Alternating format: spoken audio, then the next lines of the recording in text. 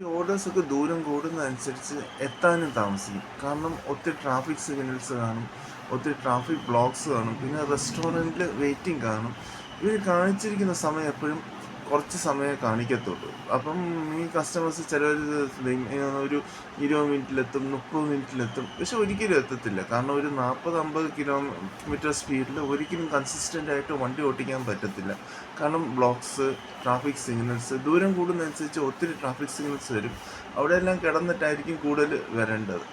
അത് മാത്രമല്ല, ഇവരെപ്പോഴും ടൈം കുറച്ചേ കാണിക്കത്തുള്ളൂ. ഒരു ഇത്ര സ്പീഡിൽ നമ്മൾ ഓടിക്കും എന്നുള്ള ഒരു കാൽക്കുലേഷനിലാണ് കാണിക്കുന്നത്. ആ ഒരു പ്രാക്ടിക്കലായിട്ട് പറയുകയാണെങ്കിൽ ആ ഒരു സ്പീഡിൽ ഒരിക്കലും നമുക്ക് ഓടിച്ച് എത്താൻ പറ്റത്തില്ല. അതുകൊണ്ട് കഴിവതും തൊട്ടടുത്തുള്ള ഹോട്ടൽസ് അവിടെ നിന്ന് ഓർഡർ ചെയ്യുകയാണെങ്കിൽ നമുക്കും എളുപ്പമാണ്, നമുക്ക് സമയത്ത് സാധനം കിട്ടുകയും ചെയ്യും, അധികം ഡിലേയും വരത്തില്ല.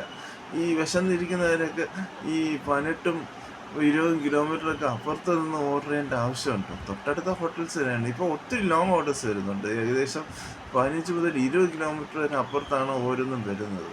അതൊക്കെ ഒത്തിരി സമയമെടുക്കും ശരിക്കും പറഞ്ഞാൽ.